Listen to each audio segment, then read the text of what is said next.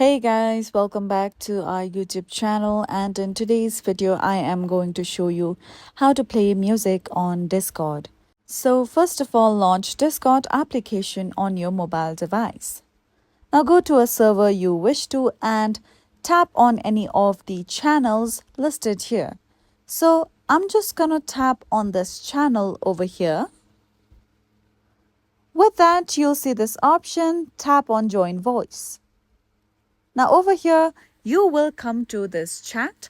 Now you have to type in this command, that is /play, and you'll see the option of query. But in my case, that option is not available.